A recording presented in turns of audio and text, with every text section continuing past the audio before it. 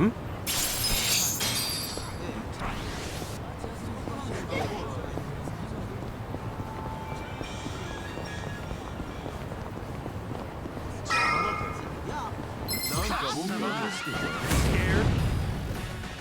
Here we go. Try this on the side. Wanna fight? Alive? Check this out!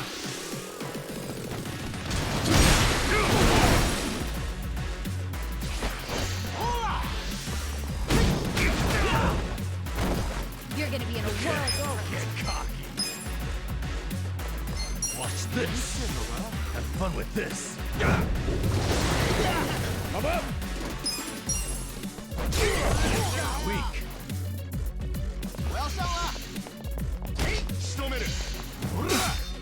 Right. Get alive. Cool. Yeah. Watch this. Have fun with this. Let's go. Yeah? The enemy is defeated.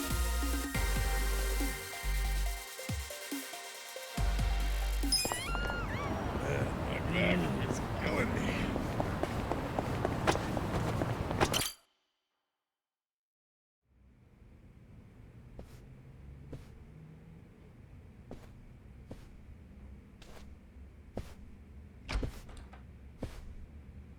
I went ahead and got started. You sure you don't mind treating me? What? Are you actually able to pay? Wish I could, but I don't think they'd take this. You don't sound like you're gonna relax during this meal. Depends on what you say. Hopefully I'll relax enough to enjoy the duck. So, how do you know Arakawa-san? I'm on the edge of my seat here. It wasn't long after the war the counterfeit bills started being produced in Ijincho.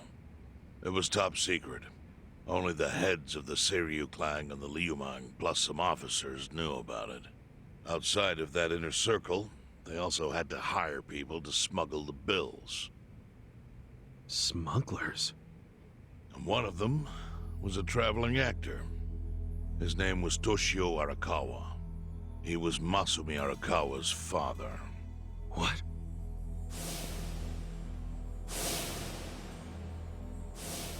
One day, he came to us saying he lost an entire suitcase filled with 100 mil in fake yen. No excuse in the world could have saved him. A mistake that grave required the Seiryu clan to make an example out of him for the other smugglers. But remember, only a few people at the top even knew about the counterfeiting. It wasn't a task they could hand to just anybody. So I, being next in line to inherit the clan, was entrusted to carry it out. So did you... you actually... Yes. I killed Toshio Arakawa, father of Masumi Arakawa, in this very place, 40 years ago. But I had no idea who was in the room with my target. By the time I learned it was his 14-year-old son, it was too late. I had to go through with the hit, knowing this boy would see his father die. To make my guilt even worse, later I found out why Toshio lost the fake bills. His wife and her lover had stolen them. And those two fell into the ocean and disappeared. Their corpses were never even found. So Arakawa-san lost both his parents, one after the other. And his only other friends, the theater troupe, disbanded soon after without their leader. Masumi Arakawa became a drifter, along with a few other actors. They couldn't trust anyone, so what other path was there for them, except becoming Yakuza in Kamurocho? Arakawa joined a low-ranking family in the Tojo clan called the Hikawa family. Life wasn't easy for him there. They were the kind of family that took hits without thinking twice. Really? Yes, so they were always in need of ways to dispose of a body. Masumi Arakawa was tapped to help with that, and he was extremely cautious.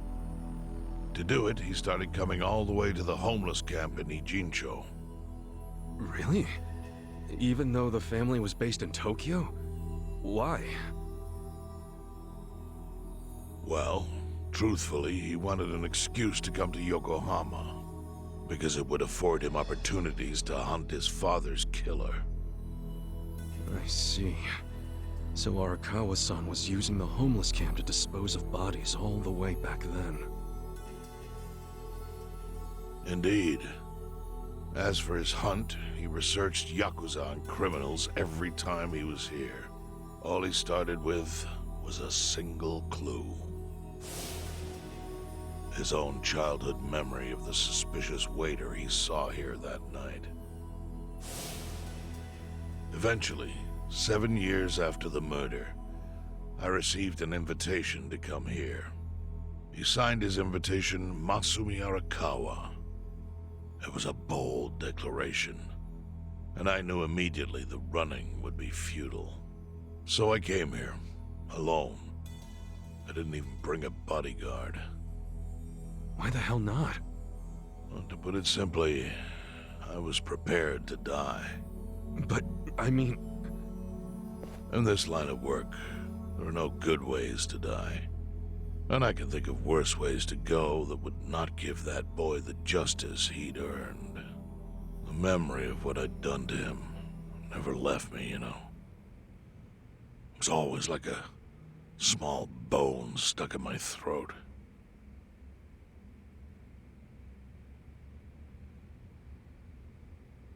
He was sitting right where you are now. Here? Yes. He didn't look a day over 20. But his eyes had that hard, flinty gaze of an old killer. I couldn't help myself. I told him everything. I told him why I killed Toshio Arakawa. I even told him about the secret counterfeiting. I figured I was dead anyway. He had a gun in his hand, and all he had to do was pull the trigger. But he never once interrupted me. When I'd finished, he slowly stood up. I stopped him as he turned to leave. "Didn't you come here for revenge?" I asked. And? What did he say? He said, "If only you had ignored my invitation, then I could have shot you in the back." Then he left. Boss. In 1984, the 10,000 yen bill changed from the face of Prince Shotoku to Yukichi Fukuzawa. By that time, Arakawa had found his own Yakuza family, so I sent him a gift. What was it? A fresh batch of crisp, fake bills featuring Yukichi Fukuzawa. They were defective prints with nothing on the back. Not exactly legal tender.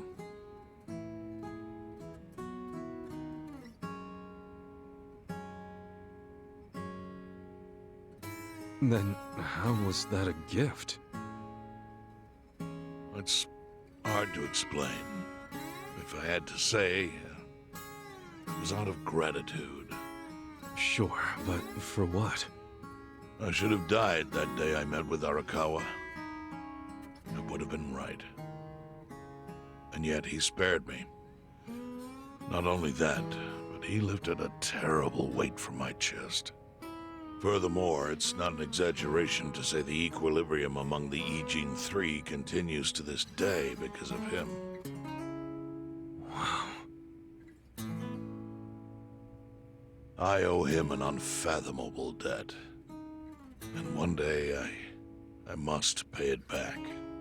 The defective bills were how I chose to communicate the sentiment.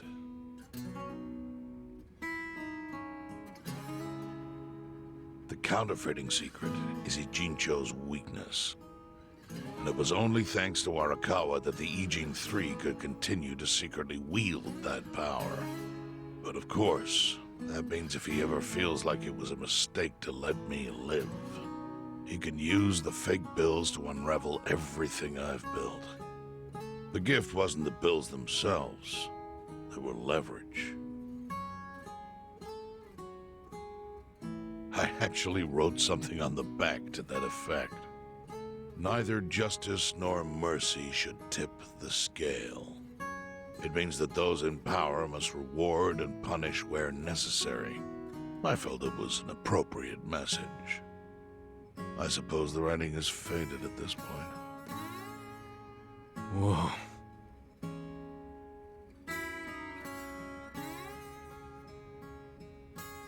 So that's the whole story. Up till this moment. But now I'm sitting across from a man holding one of those fake bills. Which, of course, is a message from Arakawa that only I could understand.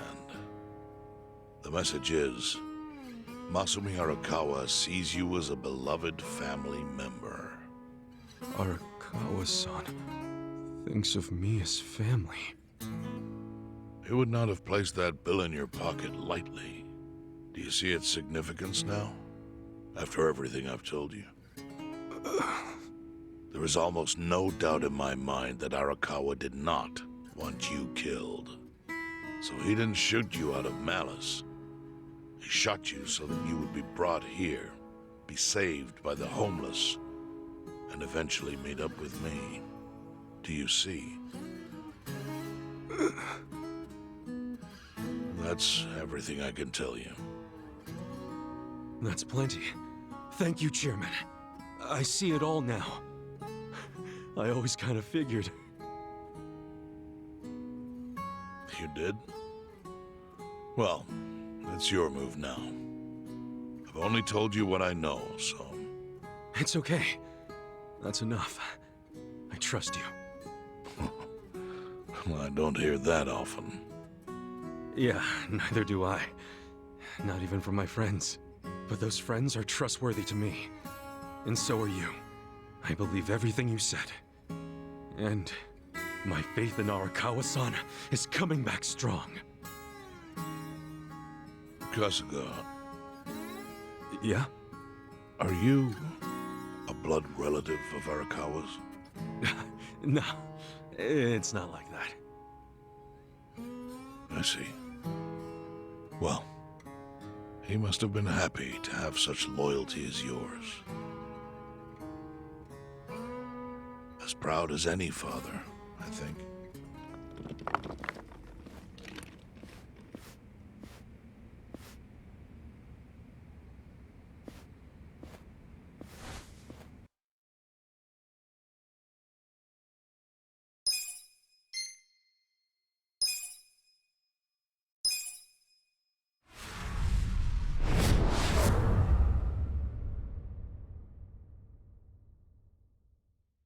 Nagatacho has been rocked by party chair Ogikubo's sudden retirement due to illness. Long a central figure in politics, Ogikubo was the Prime Minister's last ally in keeping Parliament together. An election shall be held to reaffirm the will of the people. I look forward to a new Citizens Liberal Party and a new cabinet. The Prime Minister made more shockwaves later that day. In the afternoon, he announced he would appoint Ryo Aoki to Ogikubo's now vacant post. Aoki will be the first sitting governor to also serve as the ruling party's chair. This bold move is sure to have ripple effects.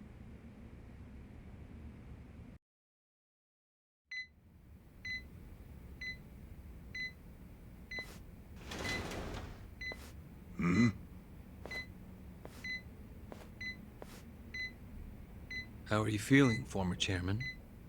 Surely the governor of Tokyo can read. My sign says no visitors.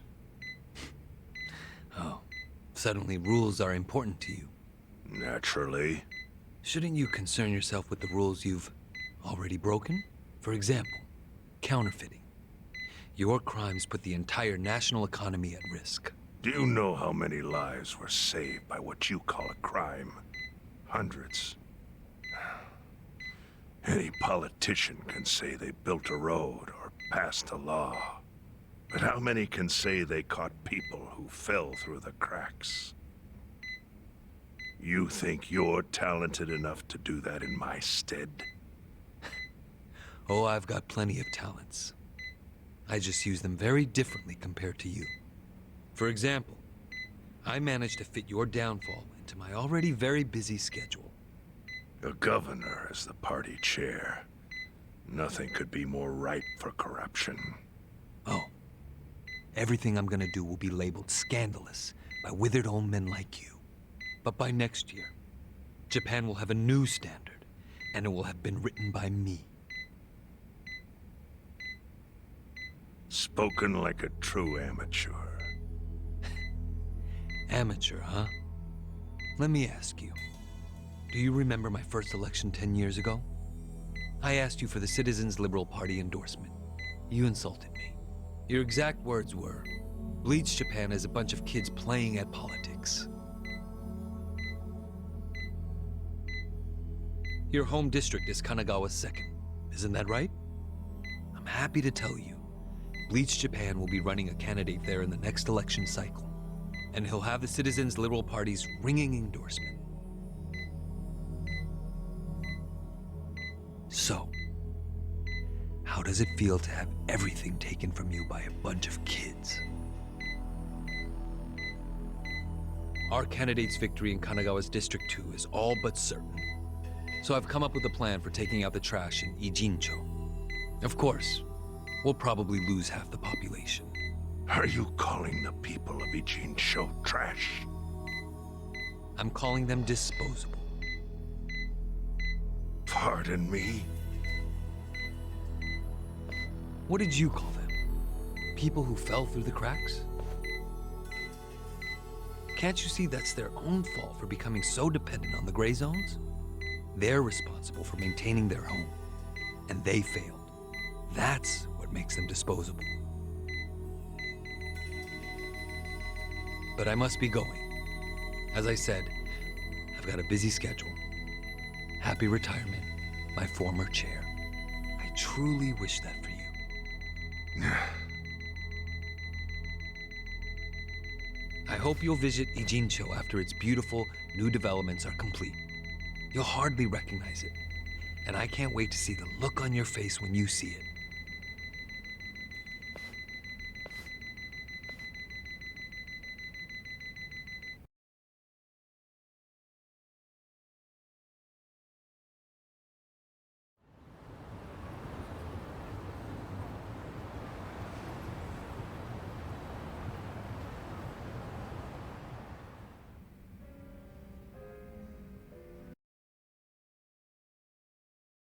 So, this your hideout?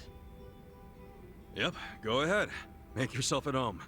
I'd love to, but, where could I even do that? Yes. The square footage of this place leaves something to be desired. Well, excuse me. I'm hearing some pretty high standards for a couple of pad crashers. We're not crashing it. Namba-san gave us permission. Who the hell says no to Jungi Han when he has to stay the night? I mean, it's freaking Jungi Han. Hey, where are the rest of your people now that Komi Jewel HQ is gone? They're fixing the surveillance system. It will take some time for it to be fully restored. Well, I get why Jun Gihan is staying here, since his place is a pile of ashes. What's Zhao's excuse? It's not like I could just keep living in Qingchen after stepping down from the Liumeng. Wouldn't have sent the right message. So, I've joined the ranks of the homeless. Still doesn't explain why you need to stay here. Maybe because information collects where people do. And this group does seem to be in the know. We do? But we don't even know what happened to Bleach Japan. Did the police ever put a stop to all that craziness? The police? Kasuga-kun, haven't you seen the news? No, haven't had the time. Well, Bleach Japan's reputation in Ijincho, hell all of Japan, is golden after the Komi thing. What? Oh yeah, you wouldn't believe the headlines. Despite peril, brave Bleach Japan topples Komi gang. Grassroots org achieves what police never could. Shit like that. Wow, great journalism. No spin at all. That's not even the worst of it.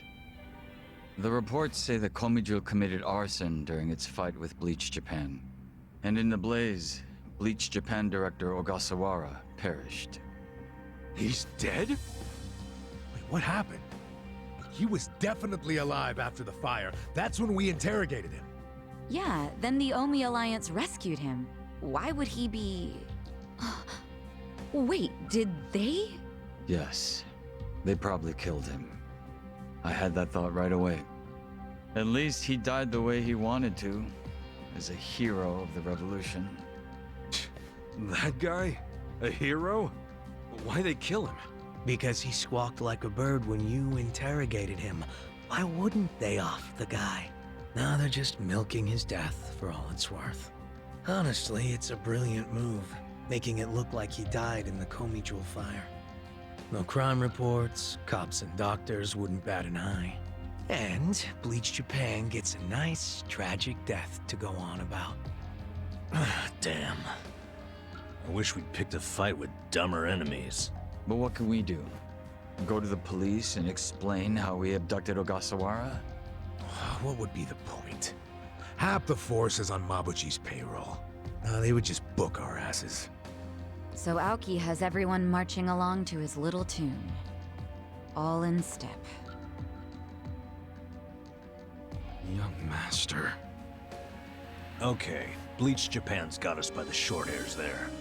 But what about the fact they were trespassing on Komijo property? Well, they must have figured the public would think the ends justified the means.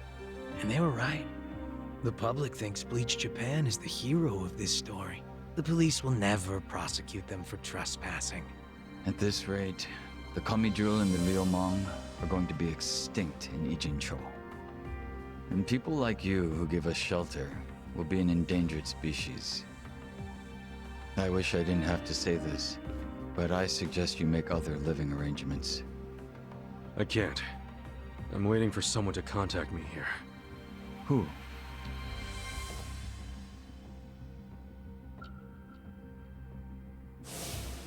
Arakawa-san, he's about to go all in with his next gamble. When that happens, he'll need strong allies. More than he's already got? I can't say anymore. I'm sorry. Mitsu. I'll be in touch.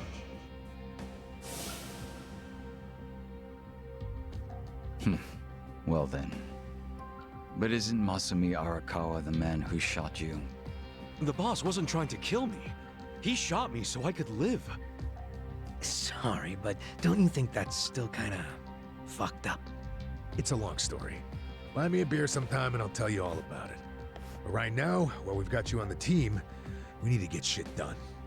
We need to stock up on money and supplies because nobody knows what the hell will happen next. That's for sure.